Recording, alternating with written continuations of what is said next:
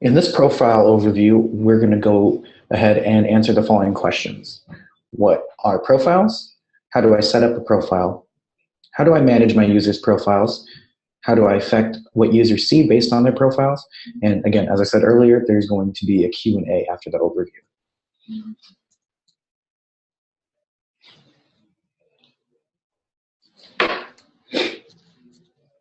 Okay, so first off, what are profiles? So first, let's define profiles. Every user in Flux must have a profile, which determines what a user can see within Flux, and that shapes how the user interacts with Flux. For example, an employee would have different visibility from a board member or grantee.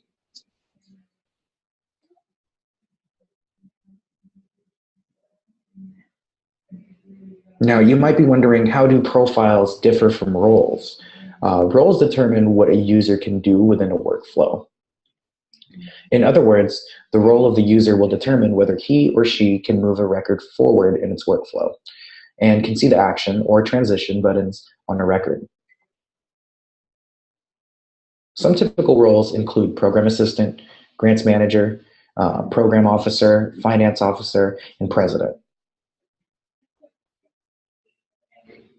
At the end of it all, you'll realize that profiles drive visibility, while roles drive workflow. In order to set up a profile, you will first enter the admin panel and go into user settings. Let me show you what I mean. So once you get into the admin panel, and once you click on user settings on the left-hand side, you'll see that the middle section of your admin panel populates with the following tabs: the Profiles tab, Roles, Security, and Groups. Today, we're going to focus on the Profiles tab. As you can see, I have 6 profiles set up on my site. We have basic profiles here. We have consultant, employee, grantee, reviewer, and trustees and board members. Usually, these standard profiles should provide you with what you need, and you can tailor them to your organization's needs. Let's see what happens when I select the employee profile. Go. So I've selected the employee profile. So now let's go ahead and go through the attributes here to the far right. You'll see that the name of the profile is employee and that the category is employee. What does this mean? This means that we're choosing which restrictions or permissions will apply to this user. So let's say you had 2 profiles that needed the employee permissions. You would then select employee for both profiles. And of course, I'll talk a little bit about permissions in a little bit.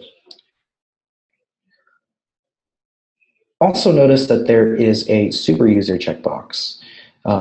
This would grant a user with this profile additional visibility. This profile acts as the same as admin, but without access to the admin panel or the ability to grant full admin rights to other users. But again, this is the normal employee profile, so only employee is checked. Now you can also choose which dashboard theme a user has access to in this dropdown right here. Yeah.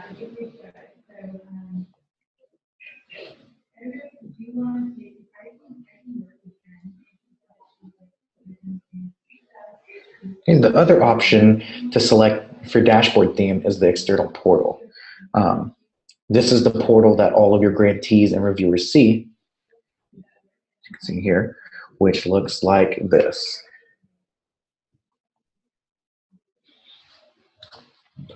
Now, this is a simplified dashboard that will allow users to edit only what they have been given permission to edit in certain records, such as their own grant requests, or view certain cards, such as their own organization card.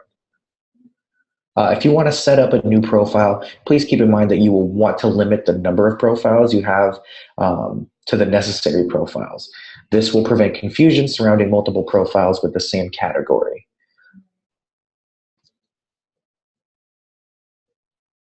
You can also assign a user multiple profiles. and he or she will be prompted to select which profile's dashboard to enter at their login, like so.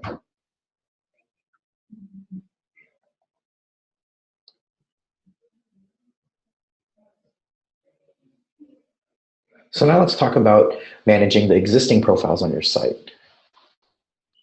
Managing users is the ability to edit user account information, including assigning profiles, roles, and or admin access for users in the system. So we'll start with the user card in your internal dashboard. Now keep in mind each instance is configured slightly differently, so the location and visibility of profiles and roles will vary by the client. But this is the standard configuration for a user card. In most cases, the profile is not visible in the detail view, only in the edit view.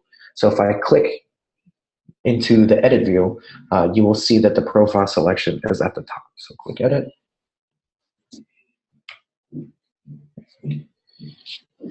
It'll be here at the top. The way that this section appears is also configurable in the form in the admin panel.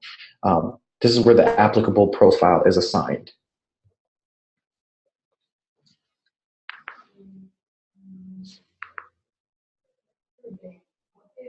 Briefly, I'd like to touch on roles, so let's go back to the roles section here. This section allows you to assign roles to the user. Every user needs both at least one profile and one role.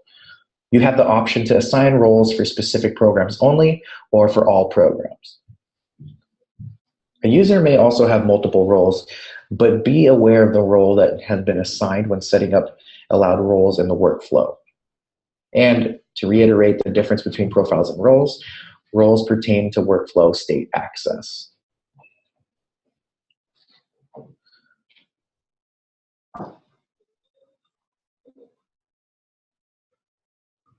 Now let's talk about limiting visibility based on profile. There are plenty of places you can affect visibility based on profile. And we will be hosting a webinar on how you could adjust visibility for your users later in March.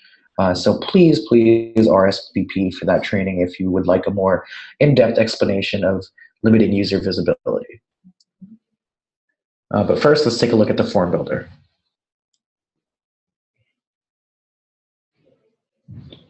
So here's an example. We've selected a form object and we are on the visibility tab over to the right-hand side of the form builder. You can affect the visibility by profile in that second selector menu that reads Can See right here. Please note that the default with all of the profiles in the left column will mean that everyone can see this item unless a user's permissions prevent them from doing so. But once you begin dragging profiles to the right, only those folks will be able to see that particular form object.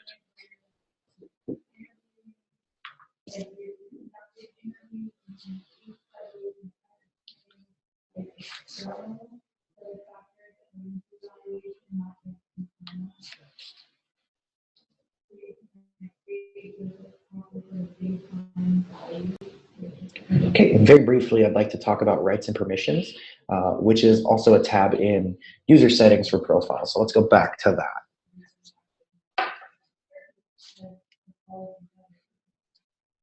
So these are set up for your users based on the specs you provided for a team when in implementation.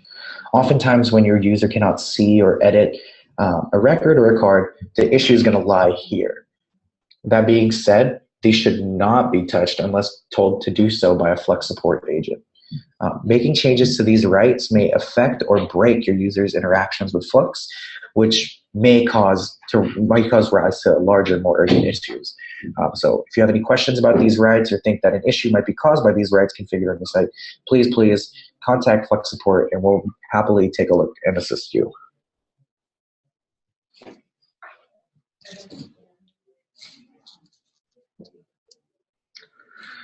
Okay, so this concludes today's webinar on profiles on Flux, and I hope you enjoyed it. If there's any features I did not cover extensively, we'll be hosting trainings in the future to address these features. You may also learn about any of these features by visiting our knowledge base. So let's now open it up to some questions. Okay, first one. Can I create multiple employee profiles? That's a great question. And yes, you indeed can. Usually these profiles are created before your site goes live by us here at Flux based on how your organization operates. However, if you do need to set up separate employee profiles so that they are labeled differently or assigned a different dashboard, you could go ahead and do so. See the next one rolling in here. Why are these roles? Why are there roles that are named the same thing as profiles? A good example of this would be the grantee role versus the grantee profile. As I said earlier, profiles control visibility of things on Flux, while roles control workflow access, meaning that meaning at which state a user can or cannot see and interact with the record or move it through the workflow using green transition buttons that you see at the bottom right of the card. Thus, giving someone a grantee profile will mean that they have certain edit and view rights and are assigned access to the grantee external portal. Giving someone a grantee role means that at whichever states a grantee is allowed to edit a record and move it through the workflow, that particular user will be able to do so for his or her own records. And it looks like that was the last question that rolled in. So we're going to go ahead and call it for today. You'll be able to find the video recordings of past webinar as well as this one on our knowledge base. Again, today we went over Flux profiles. We learned about defining profiles and how they differ from roles. We learned how to set up a profile. We learned how to manage users' profiles, and of course, how to affect visibility based on profiles. Again, to learn more and access the video recording of this webinar, please visit our knowledge base at flux.io/knowledge. There you'll be able to find a list of our upcoming webinars, links to register for future webinars, and recordings of past webinars under training webinars. Or, of course, feel free to ask us at support, and we'll be happy to help you. So thanks again for joining us today, and we hope to host you at our next webinar, at our next training. Have a great day.